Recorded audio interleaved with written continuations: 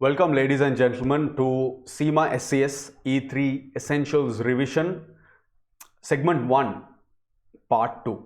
Right. So, as you know, you would have probably watched Segment 1, Part 1, in which we looked at ecosystem and strategy itself, and we understood that ecosystem has so many elements, and as a company operates, one of the fundamental aspects to operating in an ecosystem is that you are part of a network, and one of the most common expressions of that network is the supply chain itself, right? So that is what we are going to look at now, strategic network aspect to ecosystem and how it associates to a company and how a company does things to kind of stabilize its position in that network. Let's have a look.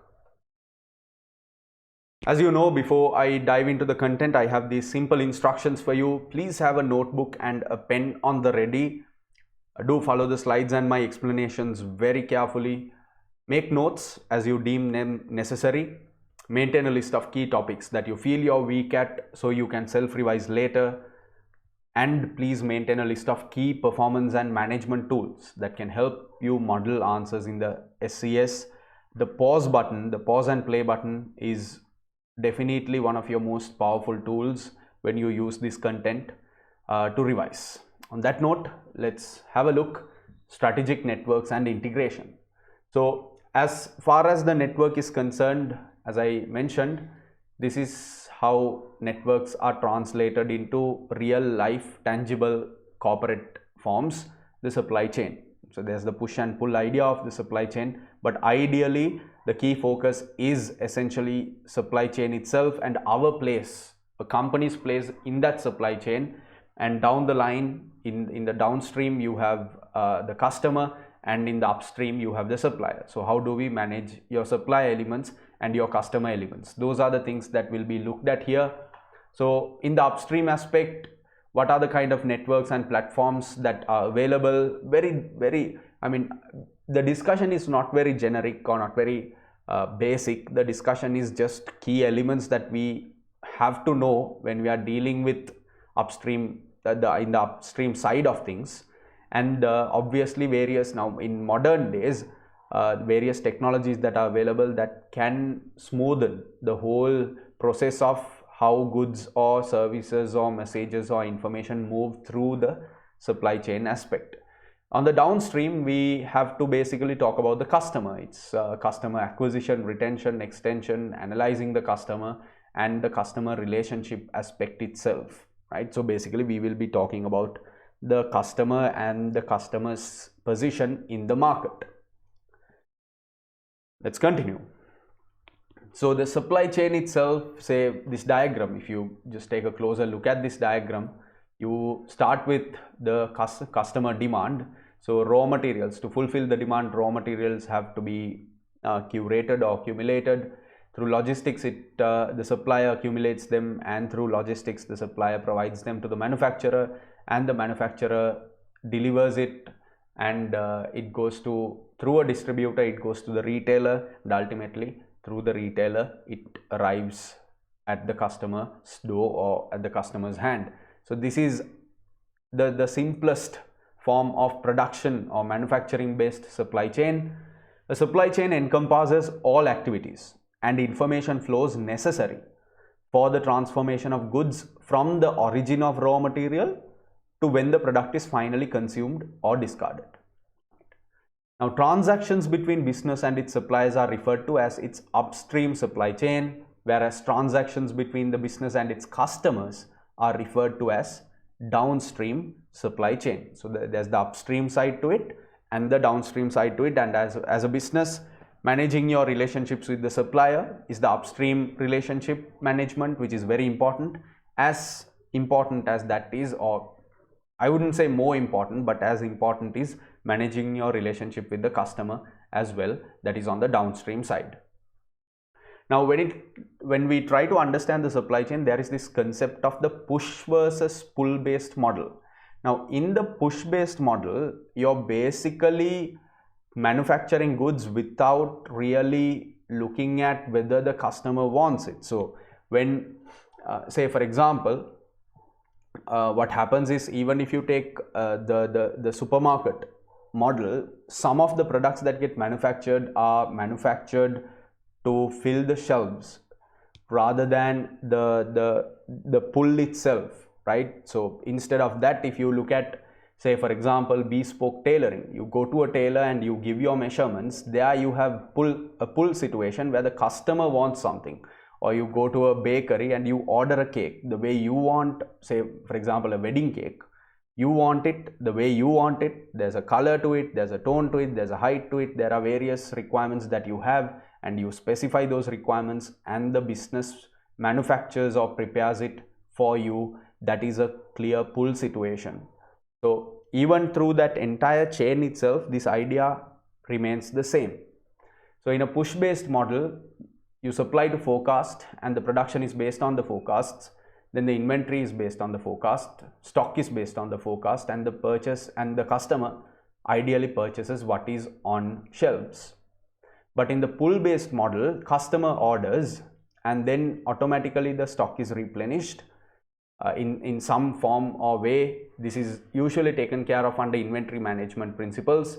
Then the distributor automatically replenishes the warehouse. So basically the distributor supplies the retailer and the retailer has already or is trying to fulfill the customer order.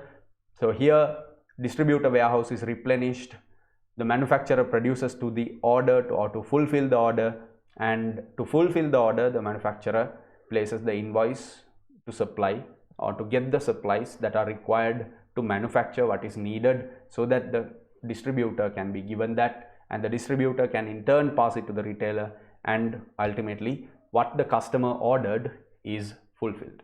That is how the pull based model works.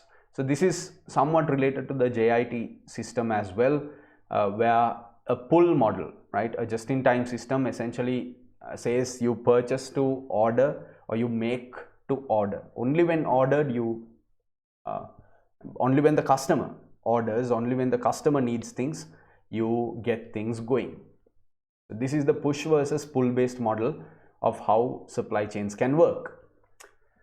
On that note, we are going to focus a little specifically on the upstream side of things, and something that is also heavily related to the strategic case study itself is working with the supplier, right? How can you effectively work with the supplier? So one important aspect is to understand various factors that you consider when choosing suppliers. Like, what does the company charge? So obviously what the payment is. Does it offer discounts? Are there any other incentives? Can it deliver the required quality of product or service? For example, is it ISO 9001 certified? Is the supplier willing to customize orders or handle other special needs? How will it ship its products and how much will that cost? How quickly will orders be delivered? Will delivery quantities be accurate? How will the supplier handle returns or other problems? Is technical support available if required? Right? How will the supplier manage the account? Do they have adequate technology and adequate resources? Are they financially secure? Right? You can use credit reports here. Are they reliable, and can references be obtained? So there are so many questions, like even what credit period is offered, right? So there are so many things to factor in before you focus or before you get into an agreement with a supplier, right? Because supplier reliability is critical for you to maintain your reliability, your image, your reputation with a customer. That is why you ask so many questions before you pinpoint and say, this is the supplier that I want to work with. And that brings me to getting into agreements with suppliers. So as commonly termed, you know that service level agreements are what you refer to the document that you try and agree with and sign with a supplier.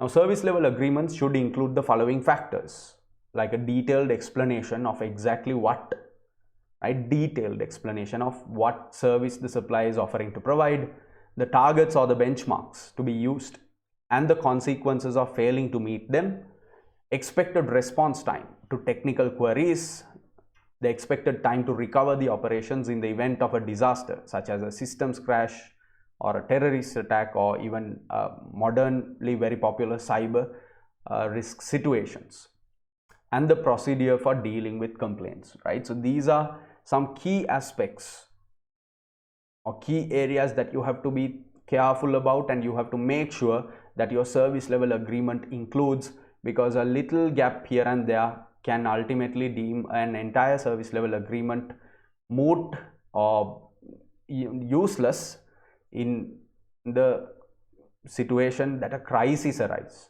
right? So when a crisis arises, say for example, if you don't have a procedure for dealing with complaints, or even better, consequences of failing to meet expectations. So if the service level agreement doesn't say that there can be these consequences, these penalties, if the supplier fails to meet certain expectations, while your business is crashing, while your customer is unhappy, if you haven't included these in the SLA, you can't even recover any little amount of damage from the supplier side, right? So it's very important that you think a lot about the SLAs that you get into suppliers, especially if you have many suppliers, right?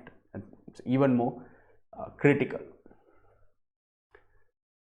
And something we've missed, right? The information and reporting procedures to be adopted as well, right? How frequently, what kind of information will be included, how those report formats will be done, where the mode of communication itself, are you going to integrate systems of yours and the supplier? All of these things have to be discussed.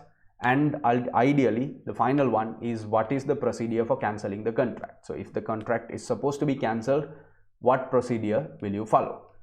These are factors that you consider when you get into a SLA. Right. On that note, let's take a quick look at some modern and very important elements that businesses try to go through when they are looking at improving the supply chain. Obviously, one is EDI, right? Electronic data interchange. So what happens here is that this involves the organization linking its systems to those of its suppliers. See, I just mentioned that, right? You interlink systems. If you have SAP and that company also has SAP, you create a sort of different route that can be connected, where only those relevant information can be transmitted between the companies, allowing for faster and more efficient paperless ordering. This can improve the speed and accuracy in the fulfillment of orders.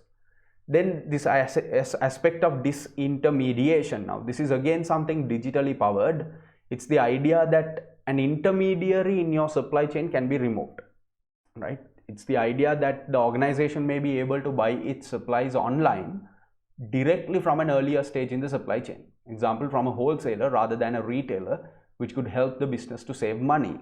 Now when eBay came up, right, when AliExpress, in today's day and age where we have AliExpress, eBay, Amazon, when we have all these companies, there used to be a time 20 years ago, 30 years ago, where we had to just the only option we had to buy something was the retailer. Disintermediation, what it does is get rid of this intermediary, and the online capability, the internet capability is used to really just get rid of that intermediary and directly deal with the wholesaler. Extranets, right? So intranet, extranet idea. So extranet allows the organization to grant suppliers access to information that can help enable aid collaboration, like coordination of production and inventory levels, as well as joint development of products. Right? So it's again utilization of internet capabilities to combine systems so you can add more value to the process. Then you have big data, which is essentially collecting and interrogating data on those involved in the upstream supply chain network, can help organizations to manage better the product offering and thereby differentiate themselves in the market. Like now, I don't know if social media's big data capability enhancements are a better, right, to use the word, are they better? I don't know, but they have significantly just started using big data capabilities, harnessing the power of big data for them, right, for the social media companies to engage the customer more, to keep you more on the screen for longer time durations, right? So think about it. If you're spending longer and longer, it means that what Facebook or whatever social media app you are heavily using is harnessing the big data capabilities in such a way that they really give you what you want, and they really show you what you think you want to see, and so you're hooked to the screen, right? So this is one big data capability. Obviously, blockchain, where the use of blockchain technology can create much greater confidence over the entire supply chain, as the data relating to transactions is more secure and cannot be altered by just one party in isolation, right? So it's this centralization of systems, right? So if for example, now I will talk about blockchain on digital strategy as well, because we will be going through key digital capabilities, digital tools that are available, that you use to effectively deploy the digital strategy. But blockchain is this idea of central network, centralization of network, where if a number is changed, if something happens to a cog in that system, to a point in that system, it has to be verified by all the parties involved for that change to take effect, right? So cooking books, changing numbers, manipulating numbers by one person is not really further possible if blockchain is enabled. And even cloud computing is being used heavily. Liaising with upstream suppliers through the use of cloud computing has the new benefits of greater speed in information flow and also added security. For example, adding new suppliers to the network or new inventory lines to different locations becomes an easier administrative exercise, thereby saving time and money, right? So it's essentially the idea that you cut down your costs significantly and you let a third party manage all the servers and manage the space, and you use the cloud capability to store your data and process your data and use your data. These are some modern elements that are available to improve your upstream supply chain significantly. Let's start focusing a little on, well, not really little, but let's start focusing on all the essential aspects to the downstream supply chain, the customer side to things. To start with, I'd like to talk a little bit about industrial customers, because they are a little different to the retail market and the retail consumer. Firstly, if you are trying to characterize industrial buyers, right? If you want to identify features, what are the main features of industrial buyers? The levels of motivation as a corporate, as a B2B customer is very different to how a personal customer or a retail customer engages with a business. The influence of the individual or the group of business can be largely at play. General organizational influences can be at play. So rather than convincing one person, it's very difficult. It could be difficult to convince a company, because a company is highly process based and systemic, and therefore so many channels have to be gone through before you agree, or before they agree into a deal. Reciprocal buying arrangements can be set up, where basically this is the exchange of goods, right?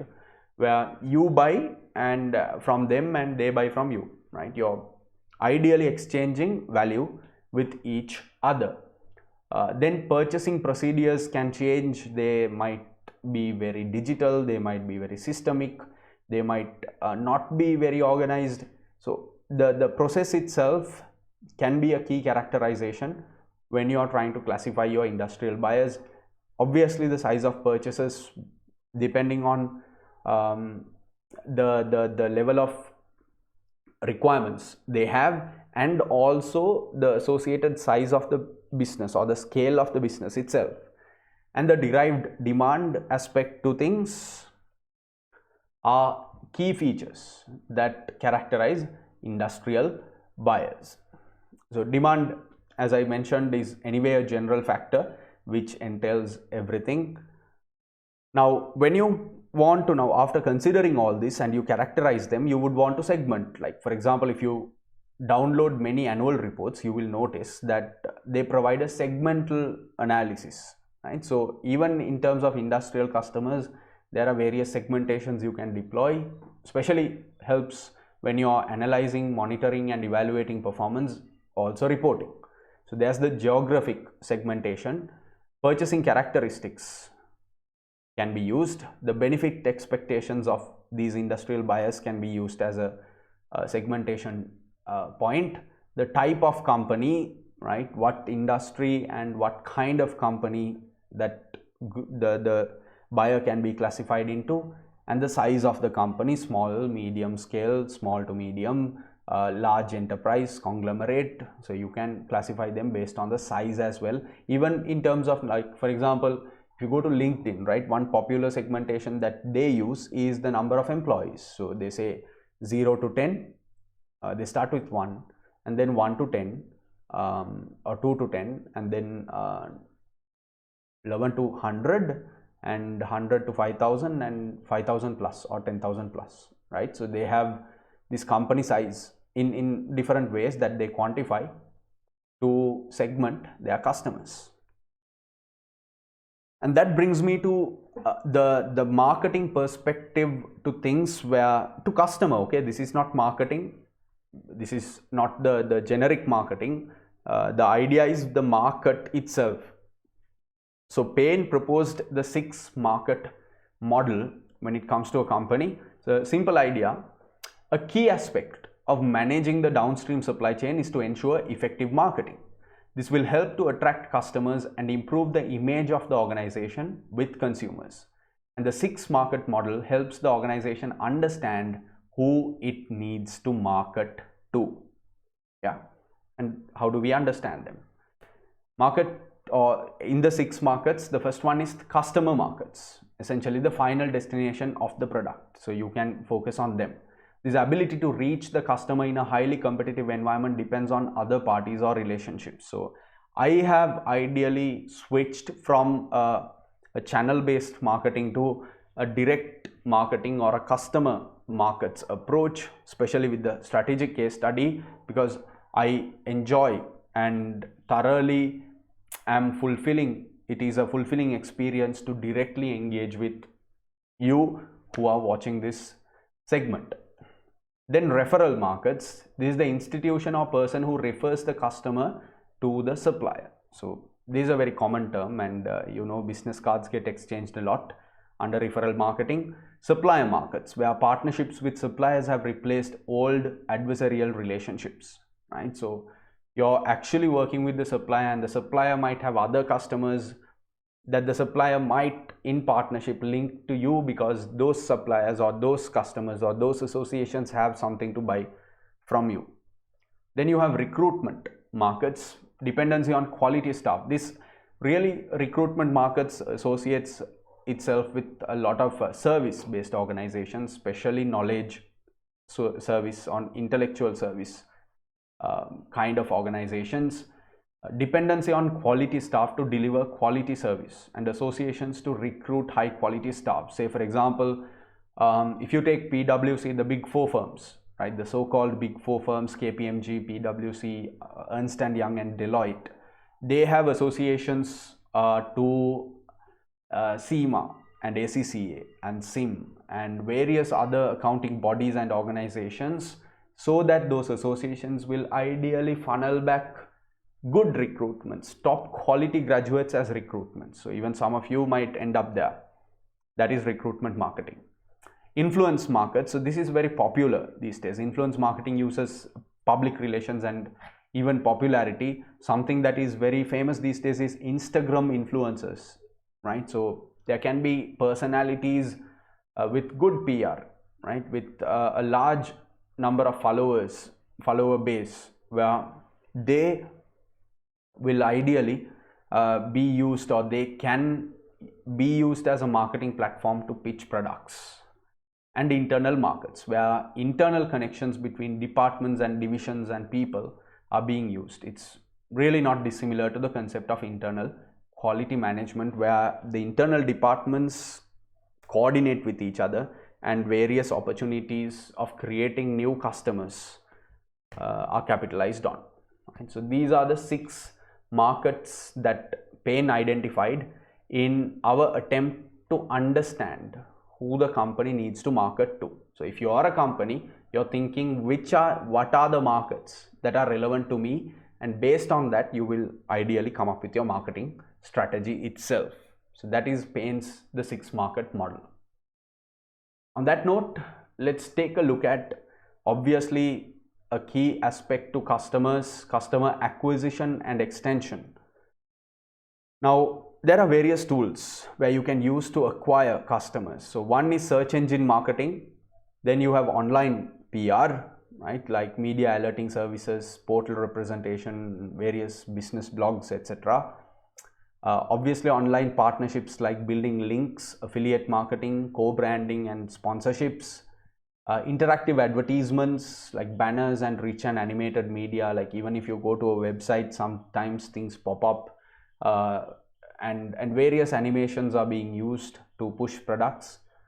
Then opt-in email, right, email lists. So I fundamentally use emails, but I have a very direct approach to things. But you can, rent lists, buy lists, you can get Facebook, right, you can, they won't give you they don't ideally share email addresses, but you can get them to associate with various email marketing campaigns itself. Viral marketing is a very popular way of acquiring new customers. Say, even for example, for YouTube channels, right, there are YouTube channels where they try and do a viral video, right, a piece of content that is supposed to go viral, and that is their tool to acquiring subscribers, right, that is how they get subscribers, and that is acquisition, customer acquisition. Email can be used, social media, mass promotions can be used. Now, management of the downstream supply chain for many businesses involve the need to identify their major customers and look for ways to keep them satisfied, ensuring that they do not switch to rival suppliers, as well as trying to identify if more sales can be made to the customer. So don't get the customer to switch, right? So get the customer to stay with you and see if you can sell more to the customer. So this falls to the customer extension aspect.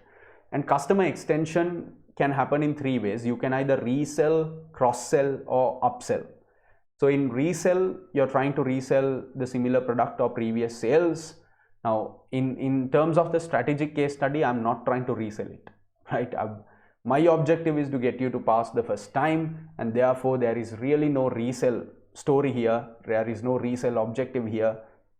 Get it done and move forward. Perhaps there can be any cross-sell or upsell opportunities in what I do from other sources of corporate trainings that I conduct. Then the second one is cross-sell, where you're selling closely related products, not the products that you already sold. Or upsell, where you're pushing the customer to buy something bigger, something better, something definitely more expensive. And of course, other than those, you can reactivate any customers who have not bought anything for some time. So that is why even if you have bought something from AliExpress or any online platform, and you haven't bought something in a year or in a few months, and then you log into the website, suddenly they say, you've got this discount or this coupon, something like that pops up, which incentivizes you and which motivates you to buy something because you feel like, there's a good offer. But ideally what they're trying to do is they're trying to reactivate you as a customer. Yeah. So those are customer extension methods that are available for us to effectively improve our downstream supply chain. And that brings me to this overall idea of customer relationship management. Now, CRM is defined as a culture, right? Not essentially an action itself, but a culture, possibly supported by appropriate information systems, where emphasis is placed on the interfaces between the entity and its customers. So what happens is you share knowledge, right? Knowledge is shared within the entity to ensure that the customer receives a consistently high service level. So you're looking at the entire relationship with the customer, and that is where the customer life cycle is given birth to, where you select, acquire, retain, and extend a customer, right? So this is ideally what you are trying to do. So in terms of selection, we looked at the 6 market model. There are multiple ways. Who do we target? What is their value? What is their life cycle? Where do we reach them, etc. questioned in selecting a customer. Then you acquire, target the right segments, minimize acquisition costs, optimize the service quality, and use the right channels. That leads to customer retention. Understand individual needs, relevant offers for continued usage for online services. You can deploy things like maximizing quality and use the right sales channels or customer reaching channels to retain the customer, right? And finally, customer extension. You sense and respond to situations, cross-selling, upselling, optimizing service quality, and use the right channels. Now, you do all of this right, you keep learning, you keep improving, you're trying to prolong the customer life cycle, and as a result, the lifetime value of the customer itself. And this is what usually happens within the overall culture, overall aspect of customer relationship management. Now, to this end, we have to try and satisfy the customer. So this serve call approach, right? SERVQUAL, right?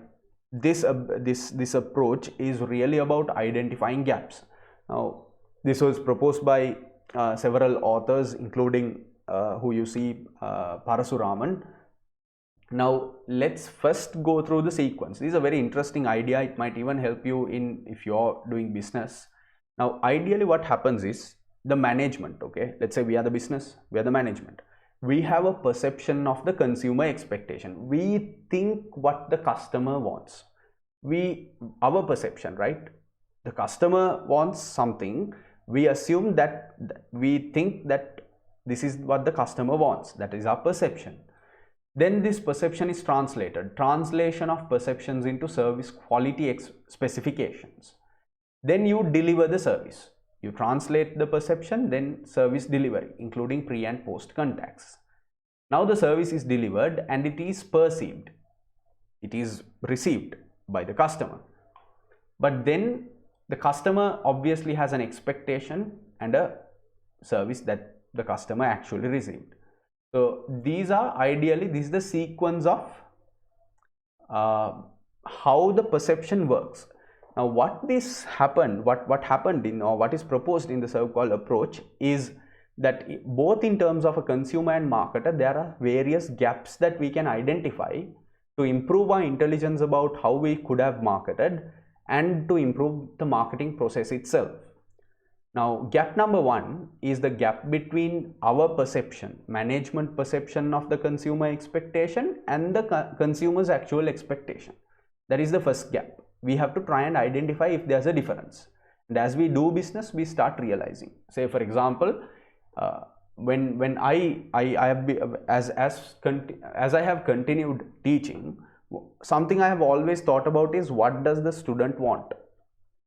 Okay. So when I started initially asking this question from myself, there were many instances where I was wrong, where I thought the student wanted something, but the student actually wanted something different. And this is something that continuously changes because students are different. And with each student, there is always something new to learn. So that gap between the students or the customer's expectation and our perception of that expectation is gap number one.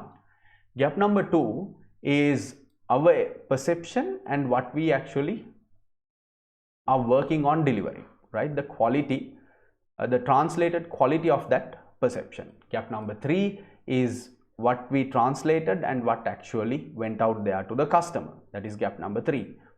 Gap number four is the delivery of the service itself versus the external communications. So to simplify this, if a marketer tells you something, right, the external communication, right, something is communicated to you, and in the delivery, if those two are different, right, it could be better, it could be worse.